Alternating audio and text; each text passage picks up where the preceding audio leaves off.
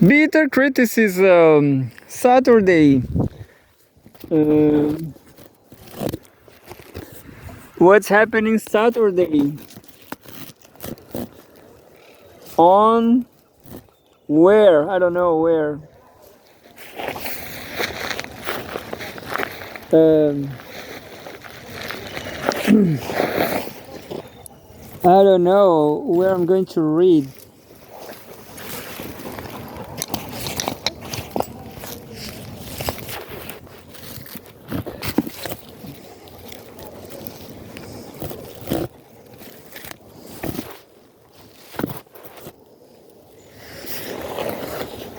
Well, I don't know where I'm going to read today. Um,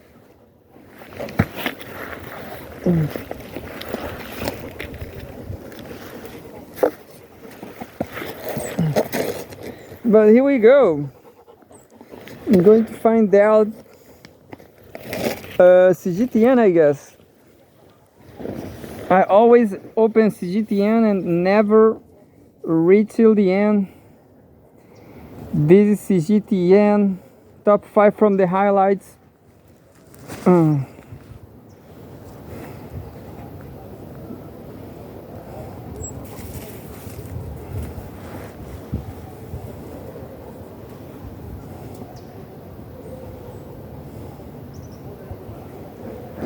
here we go. Cgtn, top 5 from the highlights. Cgtn, see the difference. But in my opinion, is Cgtn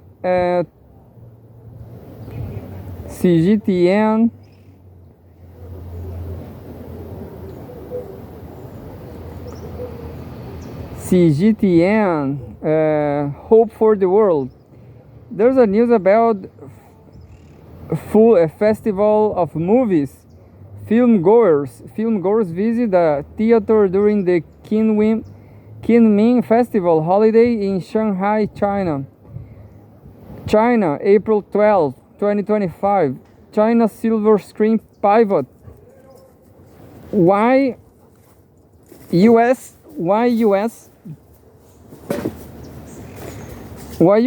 tariff policy is to blame. During Spanish Prime Minister Pedro Sanchez's visit to China on Friday, the two countries signed a memorandum of understanding (MOU) on film cooperation. Oh, that's great news for China. Spanish industry is better. At least in my opinion, this is the third best director of history, which is Pedro Almodóvar. Only after Eric Romer and Woody Allen. That's my three favorites for sure. And great news for China, because there's not just Pedro Almodóvar, but Fernando Trueba and so on.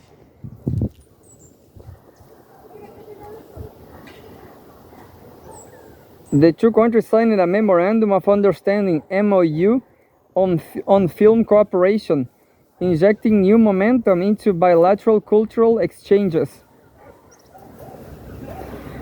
China and Spain will deepen collaboration in the film industry, including joint participation in festivals, mutual screenings, co-productions, and personnel exchanges, according to the MOU inked between China's National Film Administration and Spain's Institute of Cinematography and Audiovisual Art. That's fabulous for China. In my opinion, overall, French industry is better. It's better than Spanish. And in second place, we have Argentinian movies. So, unfortunately, Argentina didn't want to be a BRICS country. And in my opinion, Argentinian movies are going to decay. But anyway, by this time, Argentina had made a lot of good movies like la práctica, the practicing, the practice, and el hockey, the jockey. Two really great movies, recent movies from Argentina.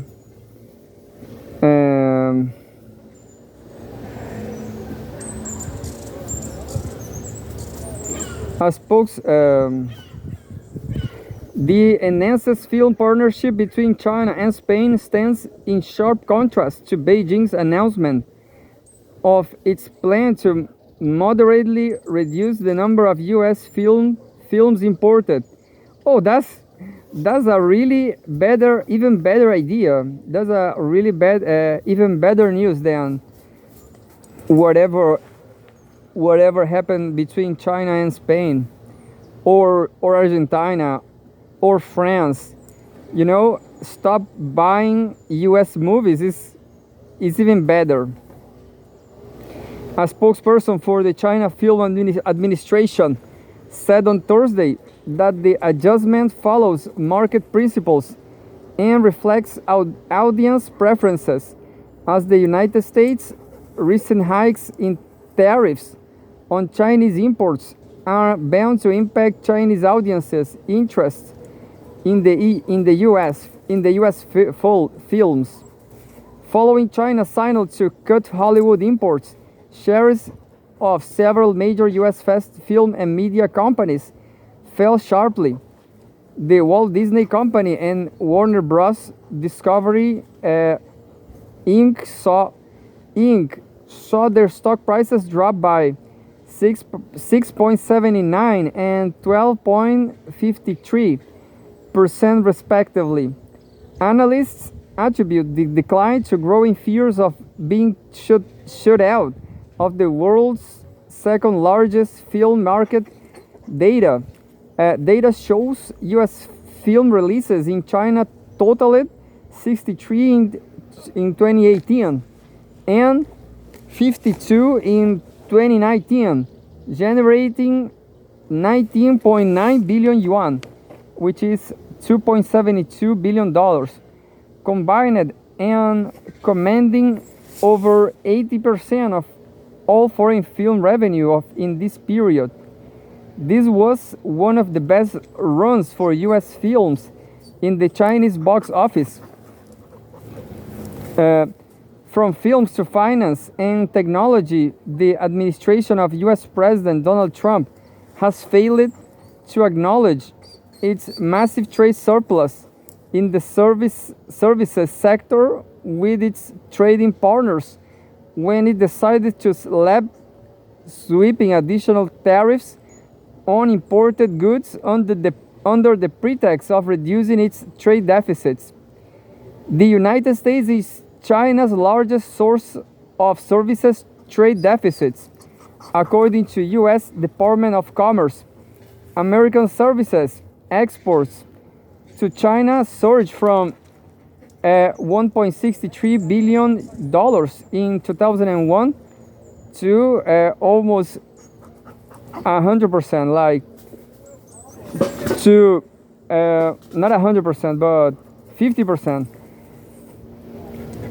$5.63 billion in 2001 to $46.71 billion in 2023, 7.3-fold increase, while the annual services trade surplus valued 11.5 times to 26.57 billion dollars,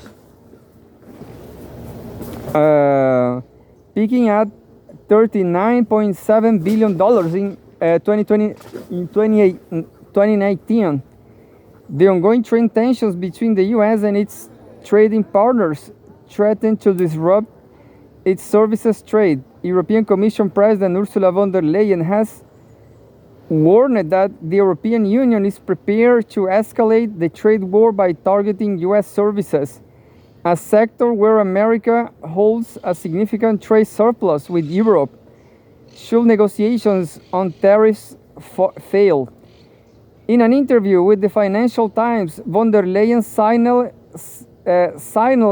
singled out U.S. tech giants as a potential pressure point, signaling Brussels' readiness to impose a digital advertising tax that will directly impact firms like Meta, Google, and Facebook.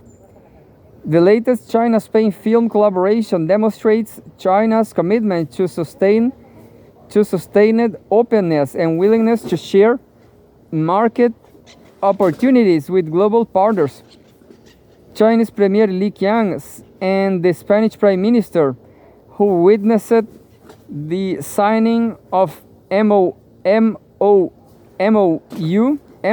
on Friday, agreed to enhance cooperation on the economy, trade, investment, and technological innovation, jointly support free trade and open cooperation, and uphold multilateralism. I'm going to read another one from Cgtn, top 5 from the highlights. April 12, 2025. China's retail giants step up to support exporters hit by U.S. tariffs. April 12, 2025. There's a photograph of a supermarket in Wuhan City, central China's Hubei province. The supermarket is doing really great. China's leading retail giants are taking proactive measures to help struggling foreign trade enterprises shift to the domestic market, responding quickly to government calls. These retail leaders, including JD.com and Fresh Hippo, have launched initiatives to ease the transition for exporters facing declining overseas demand.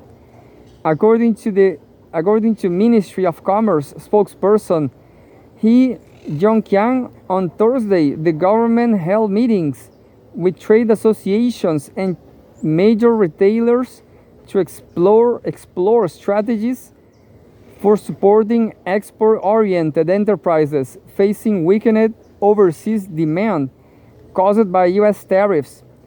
The goal is to speed up the integration of foreign trade goods into domestic sales channels. The initiative quickly gathered momentum. On Friday, the China General Chamber of Commerce, along with 6 other national trade associations, issued a joint proposal urging grocery chains, department stores, e-commerce platforms, and wholesale markets to establish quote-unquote green channels for exporters. These will include dedicated retail zones and promotional events to showcase export quality goods.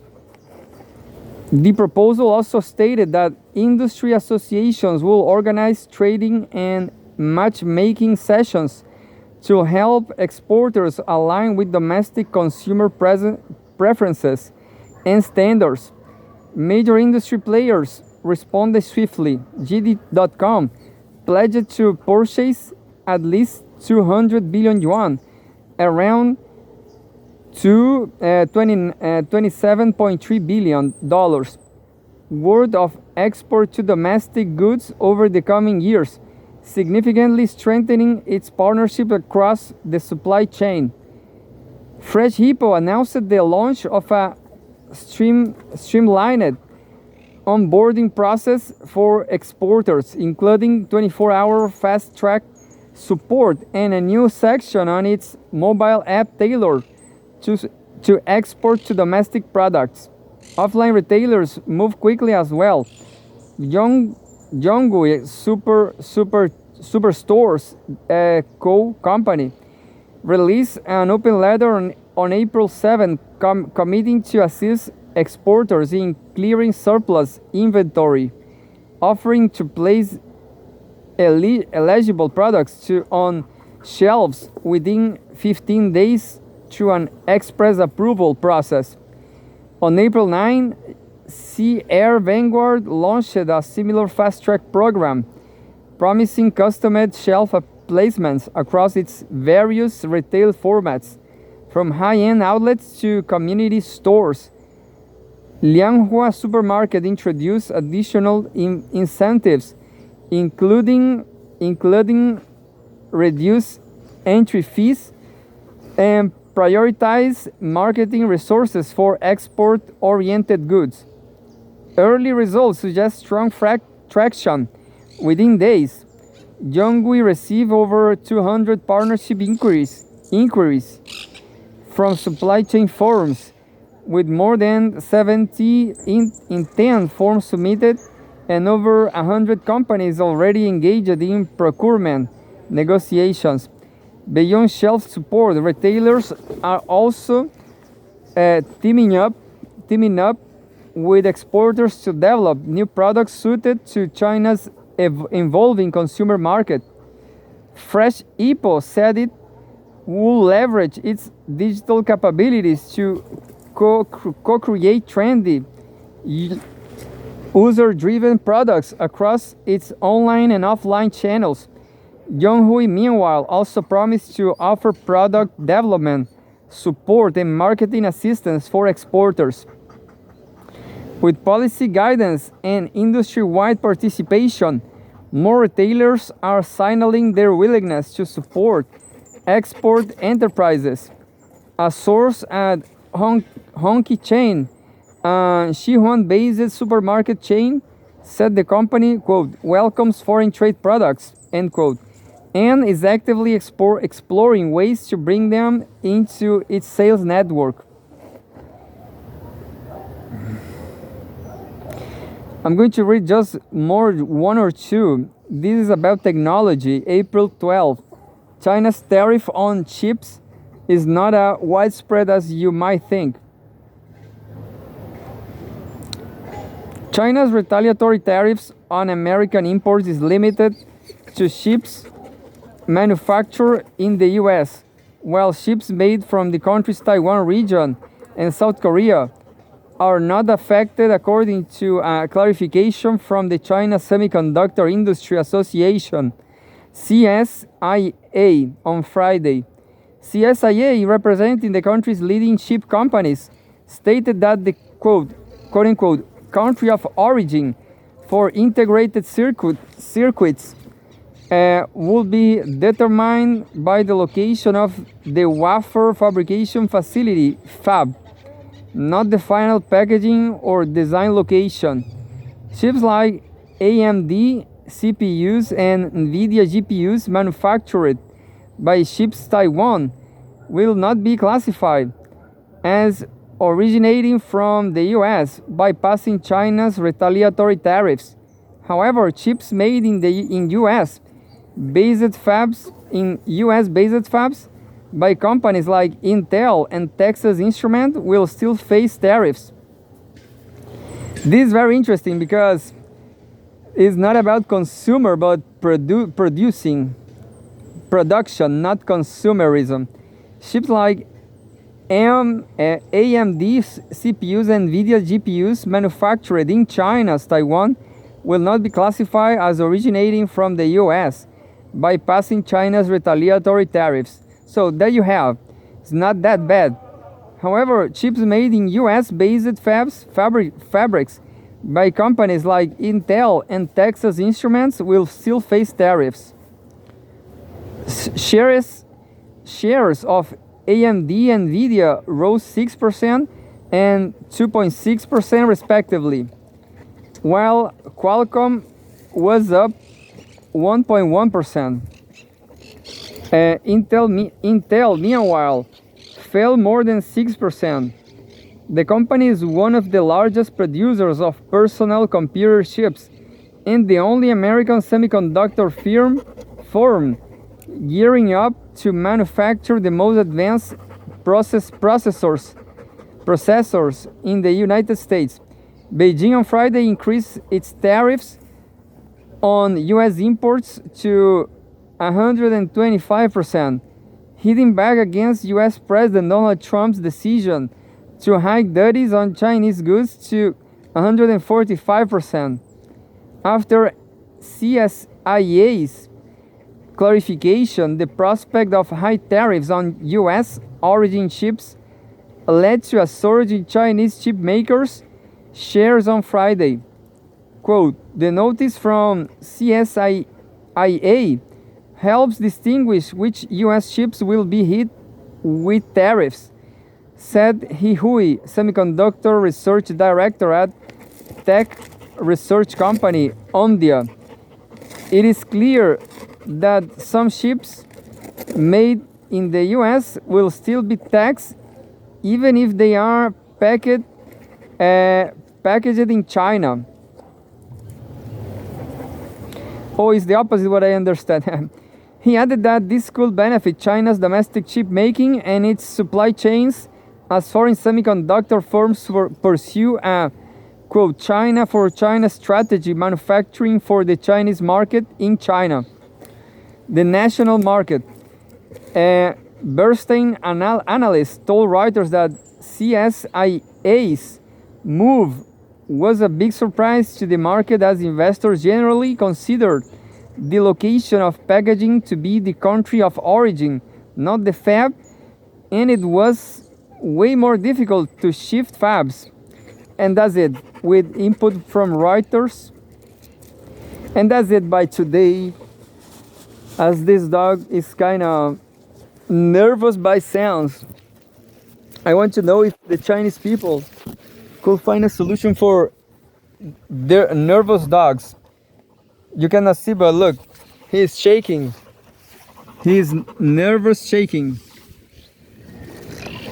Look, could you see shaking his paws?